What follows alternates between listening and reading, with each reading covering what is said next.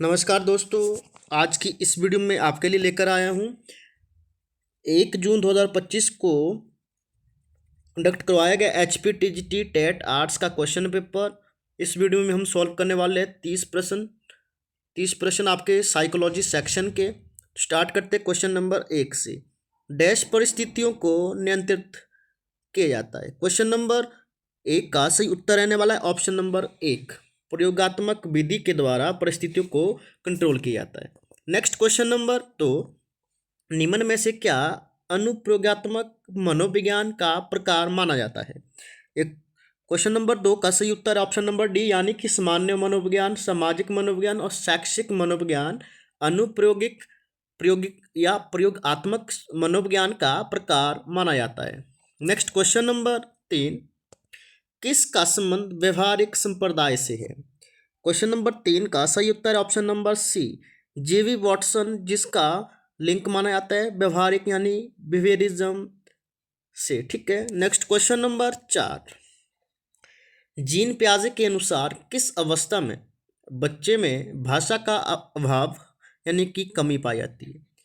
Question number 4 का सही उत्तर है ऑप्शन नंबर बी, पूर्व संक्रियात्मक अवस्था। ठीक है। पूर्व संक्रियात्मक अवस्था में जीन पियाजे के अनुसार बच्चे में भाषा का अभाव माना जाता है। नेक्स्ट क्वेश्चन नंबर 5, किस प्रकार के तर्क में विशिष्ट उदाहरणों के आधार पर सिद्धांतों का निर्माण किया जाता है। क्वेश्चन नंबर 5 का सही उत्तर ऑप्शन नंबर 1, आगमनात्मक तर्क, यानी कि इसका सही उत्तर है inductive reasoning. Next question number 6, बुद्धि के समूह तत्व सिद्धांत का प्रतिपादन किसने किया।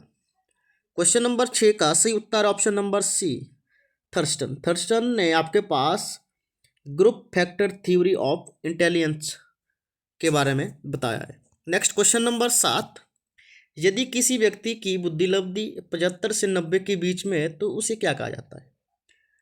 तो उसे कहा जाता है अल्प बुद्धि वाला, यानी कि ऑप्शन नंबर डी सही उत्तर है, डल। नेक्स्ट क्वेश्चन नंबर 8, जो आपके पास प्रतिभाशाली बालक यानी कि गिफ्टेड चिल्ड्रन होते हैं, ठीक है, उनके पास क्या योग्यताएं होती है। 8 का सही उत्तर है ऑप्शन नंबर ए, यानी कि कठिन मानसिक कार्यों को करते हैं। ठीक है।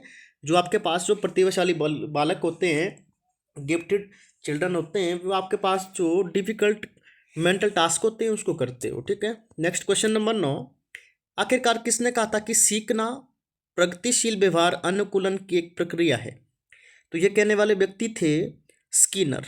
ठीक है। स्किनर ने कहा था कि सीखना प्रगतिशील व्यवहार अनुकूलन का एक प्रोसेस है। नेक्स्ट क्वेश्चन नंबर 10, एक प्रसिद्ध कथन है, आपने बताना ये कथन किसने कहा है कि शिक्षा मनोविज्ञान व्यक्ति के जन्म से लेकर वृद्धावस्था तक के सीखने संबंधी अनुभवों का वर्णन और व्याख्या करता है। 10 का सही उत्तर ऑप्शन नंबर सी, यानी क्रो और क्रो ने कहा था कि शिक्षा मनोविज्ञान व्यक्ति के जन्म से लेकर वृद्धावस्था तक सीखने संबंधी अनुभवों का वर्णन करता है। नेक्स्ट क्वेश्चन नंबर 11, अधिगम के शास्त्रीय अनुबंधन सिद्धांत का प्रतिपादन किसने किया।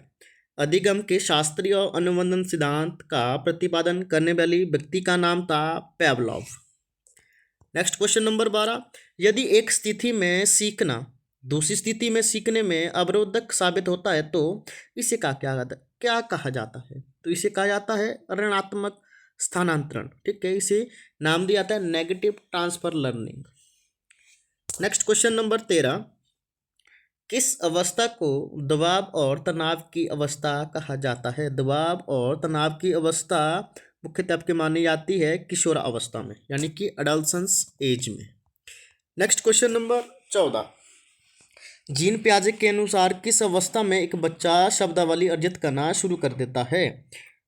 एक ऐसी अवस्था जिसमें व्यक्ति या कोई बच्चा शब्दावली यानी कि वोकैबुलरी आपके पास कलेक्ट करना शुरू कर लेता है। इसका सही उत्तर ऑप्शन नंबर बी, यानी कि पूर्व क्रियात्मक अवस्था में व्यक्ति शब्दावली को अर्जित करता है, जीन पियाजे के अनुसार कहा गया है। ठीक है। नेक्स्ट क्वेश्चन नंबर 15, व्यक्ति के किसी क्रिया की ओर विशेष झुकाव को मापने के लिए डैश का प्रयोग किया जाता है। तो इसमें मुख्यतः प्रयोग किया जाता है अभिक्षमता परीक्षण, यानी कि एप्टीट्यूड टेस्ट का प्रयोग किया जाता है। किसको, आपके किसी व्यक्ति के किसी क्रिया की विशेष झुकाव को मापने के लिए। नेक्स्ट क्वेश्चन नंबर 16, डैश सबसे साधारण प्रकार का चिंतन माना जाता है।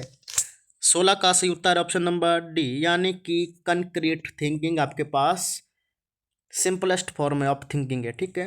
नेक्स्ट क्वेश्चन नंबर 17, अधिगम को प्रभावित करने वाला निम्नलिखित में से कौन सा कारक अधिगम प्रक्रिया से संबंधित है। 17 का सही उत्तर ऑप्शन नंबर डी, यानी कि पूर्व ज्ञान को नए ज्ञान से जोड़ना। नेक्स्ट क्वेश्चन नंबर 18, शिक्षा मनोविज्ञान अध्यापक की सहायता करती है। 18 का सही उत्तर है option number D.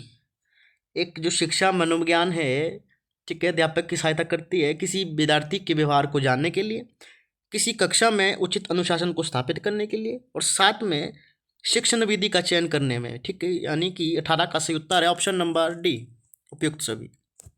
Next question number 19 का सही उत्तर ऑप्शन नंबर बी, यानी कि समस्या समाधान उपगम। इसका सही उत्तर है problem solving approach. Next question number 20, विद्यार्थी में सृजनात्मक बढ़ाने के लिए शिक्षक को क्या नहीं करना चाहिए। किसी विद्यार्थी में सृजनात्मक यानी कि क्रिएटिविटी को बढ़ाने के लिए शिक्षक को क्या नहीं करना चाहिए, तो उसका सही उत्तर ऑप्शन नंबर डी, झिझक और डर को बढ़ाना। ठीक है, कि झिझक और डर को बढ़ाना नहीं चाहिए। ठीक है, किसी व्यक्ति में आपने क्रिएटिविटी लानी है तो उसमें आपके पास जो डर है या आपके पास झिझक रहती है उसको दूर करना होता है। ठीक है। नेक्स्ट क्वेश्चन नंबर 21, आलोचनात्मक का डैश उदाहरण है। ठीक है, 21 का सही उत्तर है ऑप्शन नंबर ए, भारी अभिप्रेरणा। ठीक है, criticism is an example of extrinsic motivation. Next question number 22, Jean पियाजे के अनुसार व्यक्ति संज्ञानात्मक विकास के डैश चरणों से गुजरता है। 22 का सही उत्तर ऑप्शन नंबर बी, यानी कि 4 स्टेप से गुजरना पड़ता है व्यक्ति के संज्ञानात्मक विकास के लिए। नेक्स्ट क्वेश्चन नंबर 23, इनमें से कौन सा उत्तर सही है कि बालकों में शैक्षिक पिछड़ेपन का जो कारण माना जाता है। ठीक है, आपके पास 4 ऑप्शन है। क्वेश्चन नंबर 23 में आपने बताना है कि आखिर क्या कारण है कि जो बालकों में शैक्षिक पिछड़ेपन का कारण होता है, जिसके कारण। ठीक है, 23 का सही उत्तर ऑप्शन नंबर डी, यानी कि निर्धनता यानी कि गरीबी के कारण। ठीक है, फिजिकली अक्षमता के कारण। ठीक है, तीसरा है प्रभावहीन अध्यापन के कारण, कि आपके पास जो इनएफेक्टिव टीचिंग होती है उसके कारण भी किसी व्यक्ति का जो शैक्षिक रूप से पिछड़ा ठीक है कारण माना जाता है। नेक्स्ट क्वेश्चन नंबर 24, व्यक्ति की अभिरुचियां डैश से प्रभावित होती है। 24 का सही उत्तर ऑप्शन नंबर डी, किसी व्यक्ति की अभिरुचियां आपके प्रभावित होती है बुद्धि से, परिवार के वातावरण से और साथ में साथी समूह से। ऑप्शन नंबर 24 का सही उत्तर option number D. Next question number 25, dash छात्रों की कल्पना को बढ़ाने में सहायक होते हैं। 25 का सही उत्तर है ऑप्शन नंबर बी, यानी कि कहानी कथन विधि जो किसी व्यक्ति की कल्पना को बढ़ाने में सहायता करते हैं। यदि मान लो आपके पास किसी व्यक्ति की कल्पना इमेजिनेशन को बढ़ाना है तो आप क्या करना कि आपने उस बच्चे को कहानी सुनाना। ठीक है, उससे क्या उसकी जो इमेजिनेशन पावर है बढ़ जाएगी। नेक्स्ट क्वेश्चन है 26, मनोविज्ञान का मुख्य उद्देश्य क्या है। मनोविज्ञान का सही उद्देश्य माना जाता है व्यवहार की व्याख्या करना, व्यवहार को पुनर्नुमान लगाना, व्यवहार को नियंत्रित करना। ये तीनों आपके पास सही उत्तर, यानी कि ऑप्शन नंबर डी सही उत्तर है 26 का। नेक्स्ट क्वेश्चन नंबर 27, अधिगम का कौन सा नियम अधिगम में दोहराई की आवश्यकता को महत्व देता है। 27 का सही उत्तर ऑप्शन नंबर बी, अभ्यास का नियम। नेक्स्ट क्वेश्चन नंबर 28, निम्नलिखित में से कौन सा मानव वृद्धि और विकास को प्रभावित करने वाला बाहरी कारक माना जाता है। 28 का सही उत्तर ऑप्शन नंबर बी, यानी कि परिवार की आर्थिक और सामाजिक स्थिति मुख्यतः कारण माना जाता है किसी मानव की बुद्धि और विकास को प्रभावित करने के लिए। नेक्स्ट क्वेश्चन नंबर 29, विशिष्ट बालक किस तरह के होते हैं।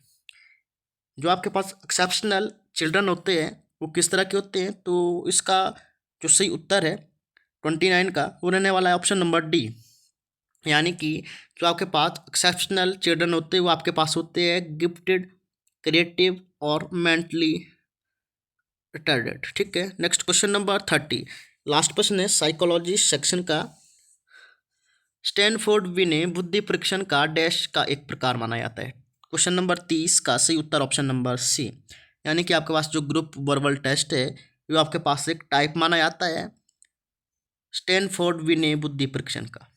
तो ये थे आपके पास कुल मिलाकर 30 प्रश्न HPTGT TET arts psychology section के। वीडियो अच्छी लगी हो तो ज़रूर इस वीडियो को लाइक करें, शेयर करें और सब्सक्राइब करना ना भूलें। धन्यवाद।